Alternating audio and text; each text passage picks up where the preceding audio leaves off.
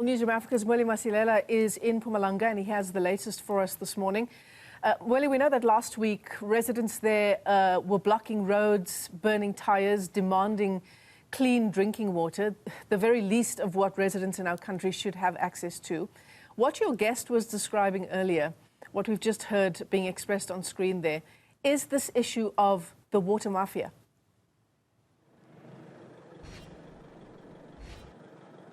Yes, Michelle. So there are two main points that community members are raising. It's the issue of the water tanker mafia, as well as the issue of the municipality failing to deliver projects on time. The project that Sibusiso Mangane was talking about, according to them, it was supposed to be finished in 3 years, but now it's been 5 years since the upgrade has been going on, but it's still not completed. And when you look at that water treatment plant, about 5 villages are actually being supplied through that water treatment plant, and the community members are saying that the upgrade, if it can be fast-tracked, perhaps the problem of water shortage can be addressed. And then when you look at the present situation, we are now at the KaMaqhe-keza community hall, where the leadership of the Nkomazi municipality is expected to address the community in terms of what is going to happen about those water tankers who are alleged to be involved in tampering with the water infrastructure here, and also in terms of the upgrade of the water treatment plant, what has caused those delays, because the residents are saying that they are suffering mainly because of those issues. But just quickly, Michelle, let me bring in another community member, Thabo Mashabane, just to get their expectations, as the mayor as well as the acting municipal manager have now arrived here at the community hall to address the community.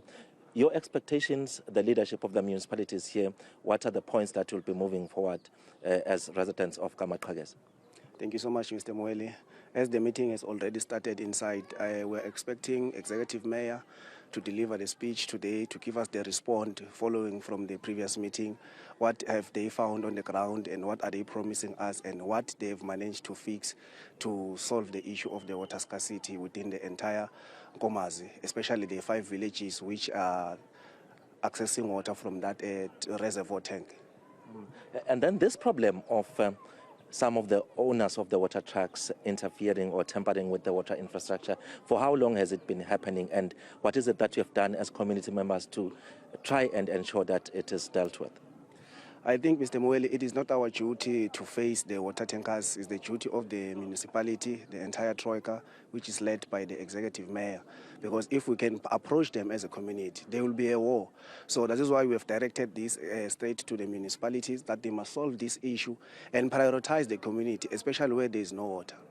All right, thank you very much for talking to us, Michelle. That's Thabo Mashabane. He's saying that it's not their responsibility to deal with the issue of the owners of the water trucks who are alleged to be tampering with the water infrastructure. If you have heard him very well, he's saying that if we can approach them, there can be a war. And many people have been saying that these are people who are a law unto themselves when it comes to community issues here. Many community members actually are very reluctant to even talk more about what is happening on the ground, but hopefully, as they've been putting it, there will be some interventions coming from the side of the leadership of the Nkomazi municipality as the meeting is now going on, Michelle.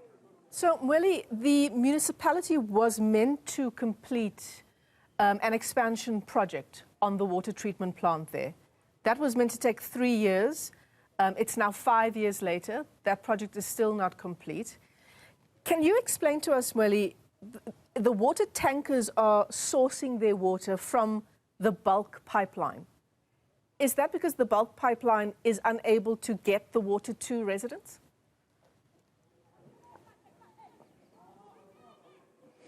So, Michelle, there are two main issues in as far as the water tankers people are concerned. So there is a point where they've agreed that they can, with the municipality, to say they can source water at the water treatment plant. That's where you can see a lot of those trucks lining up to source the water. And according to Sibusiso Mangane, who is one of the community leaders here, he's saying that the municipality is charging maybe about 60 rand per truck. and he was actually saying that there's about 65 trucks sourcing water there per day, and actually making an estimation of the liters of water that gets out of the system because of the water trucks. So they are now suggesting that perhaps there should be a separate pond that is not actually being used by the community, so that the trucks can fetch water separately from the water that is being directed to the community. And then there is the illegal issue, Michelle, of some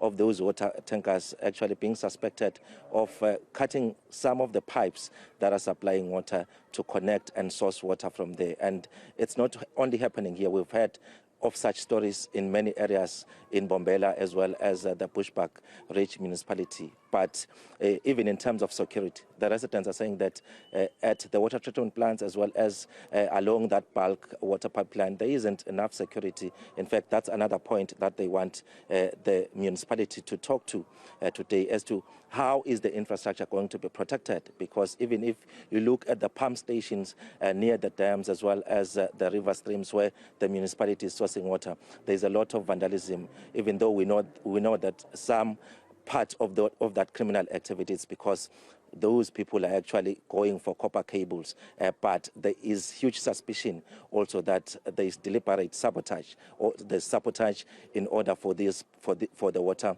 tankers owners to continue supplying community members with water. If you look into the fact that one truck, maybe they will charge a community member about 600 rand. So it's a big business, Michelle.